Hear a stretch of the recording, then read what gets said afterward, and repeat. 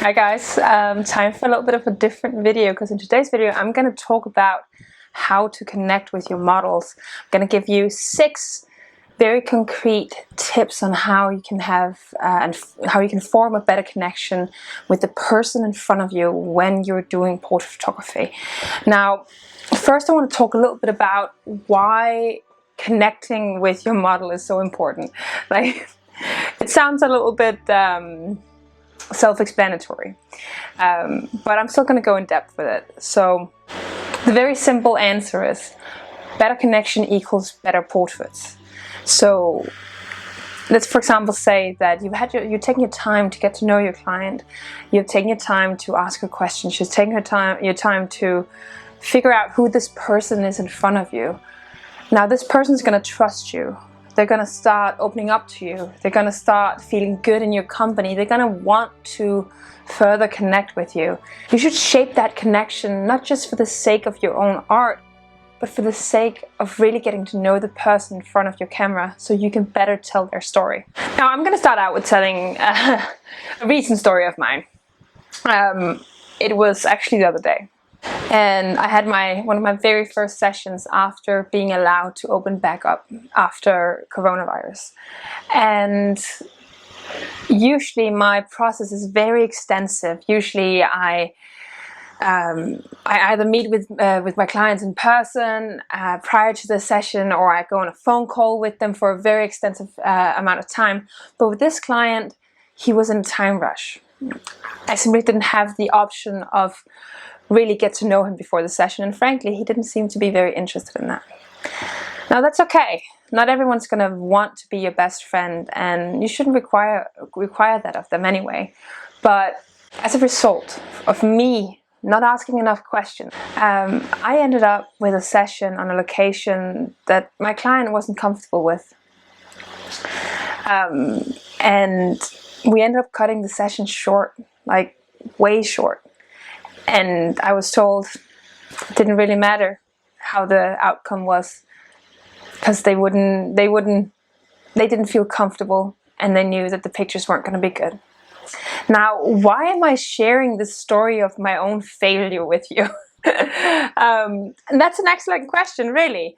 To me, it's incredibly important always to connect. And this one time I let the ball drop, and as a result, I have a very unhappy client.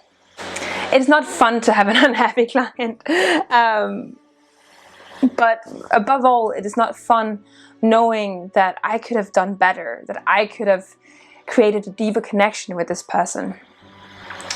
And frankly, as a result of that, I have lost a potential client for the future, whatever referral that would come from as well. And also I feel like I failed as an artist. So let's dig deep into how we can connect with the people in front of us, so you too can avoid making the same mistake as I did.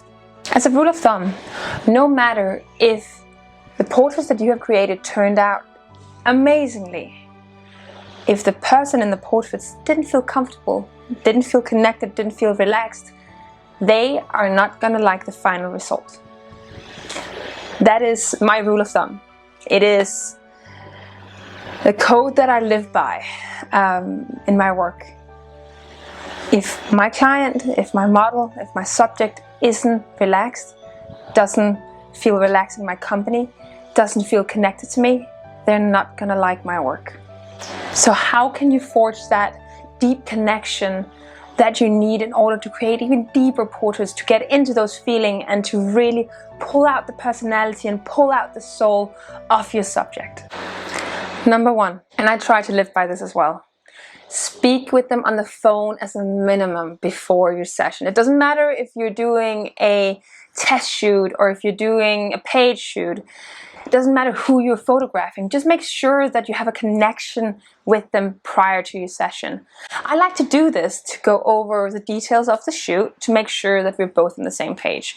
So I prefer, frankly, to go on a video chat with them to get them to know them better, and also that way I can kind of figure out their expressions, the way they move, and I can figure out what they're into, what makes their heart beat faster for the session. I can hear about their inspirations, and I can figure out how I can craft a session around them and their personality, ultimately leading to deeper and better portraits. Number 2, make sure that you're not stressing around at your session and that you're not taking any negative emotions with you into your sessions. Now, again, I feel like this is self-explanatory, but sometimes as humans it's really difficult to leave our emotions at the door. But when you have a session, it's not about you.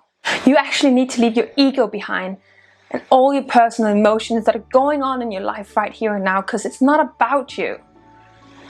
It's about your client, it's about your subject, it's about your model, it's about the human who's going to be vulnerable in front of your camera. Now this goes with stress as well, so when you're at your shoot, make sure that you're not running around and being all buzzy energy, because that energy is all nervousness, and that's going to make sure to make the person in front of you feel less than relaxed and comfortable. Because that stressful, buzzy, nervous energy is going to rub off on them, and they're going to be tense. You can see it in their jaw, you can see it in their hands, you can see it in their face. They're going to be tense, and the final portraits are not going to be as good as they could be if you just took a step back and remembered to breathe. Number 3, ask questions. One of the easiest ways to get to know a person and connect with them is ask them questions about them. Be interested. Start figuring out where they're from, what are their life's inspirations. In turn, they let their guards down for a moment and we start connecting deeper. Make sure that you know their name. This sounds so basic, but know their name. Say it often. The more you say their name, the more comfortable they're going to be around you. They're going to start feeling like, hey, you guys, you're friends. You're intimate here. You can connect better. You can relax in each other's company. So make sure to say their name. And make sure that the conversation keeps flowing. Some of the best portraits that I created have been right after people have told me something profound. And don't be afraid of engaging in deep emotions with your subjects, because that's often where the best portraits are to be found, when the person in front of you feels so comfortable in your company that they relax and let their guards down and let you capture their deepest inner emotions.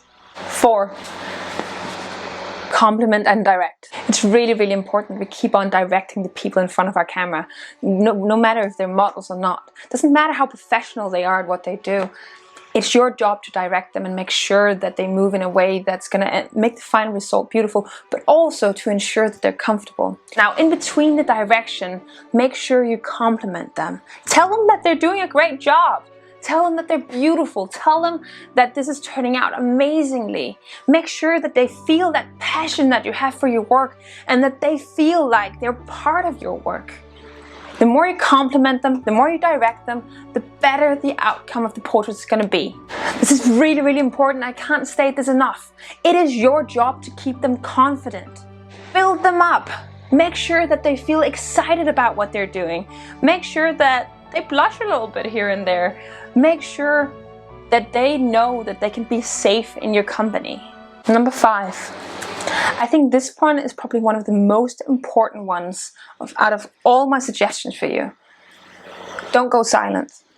I don't know if you know the feeling, but you're having a conversation and suddenly there's this awkward, dense, heavy silence. Now this goes for photo shoots as well. So if you suddenly start to shut up, you don't direct, you don't compliment, you don't ask questions, you just stay silent because you're so focused on your work. And I am guilty of this. I do that on a regular basis. I can get so focused in my work that I completely forget everything around me. And I have to remind myself that I'm not the only person on set. that I'm photographing a human and I want that human to feel good in my company. So you have to get it out of your head. You have to keep talking. Don't go silent. And initially this is going to be a little difficult, but it takes practice. It takes practice to keep on talking, to make sure that you're getting all the shots that you want, that you're getting all the emotions that you want, and that you're still asking questions, and that the person in front of you is comfortable and relaxed enough to want to be there in front of you so you can capture their inner essence. A lot of people have really, really deep insecurities about being in front of the camera, and it's your job to make sure that those insecurities are silenced. So I can't say this enough. Don't go silent. It might end up ruining your photo shoot. 6. Be confident in what you're doing.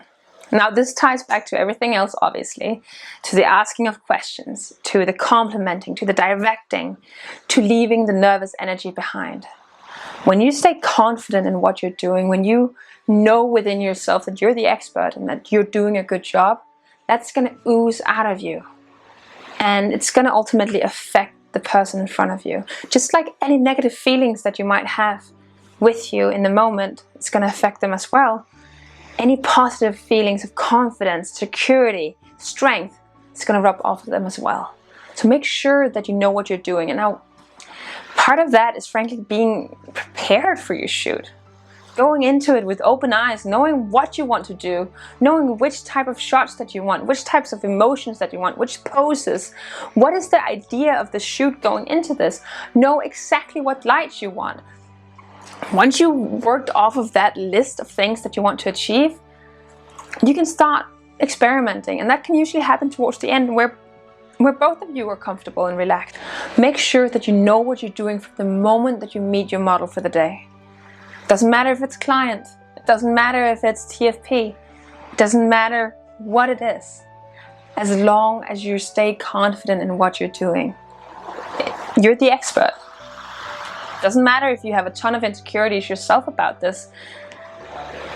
In this situation, in this moment in time, you're the expert and it's your job to show it. With these 6 tips, hopefully you'll have a baseline on how you two better can connect with the person in front of you that you're photographing. If you liked this video, which I hope you did, please take a moment to hit the like button and subscribe to my channel.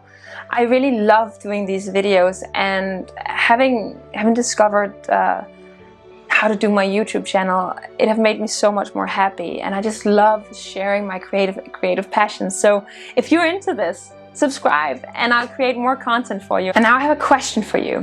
What are some of the ways that you connect with your models? I want to know. I want to hear all of your suggestions, and please leave them in the comment section below. I can't wait to hear what you have to say. And until next time, where I'm going to show you my very first underwater session. It was wild and I can't wait to show you, but until next time, have a beautiful day. Bye guys.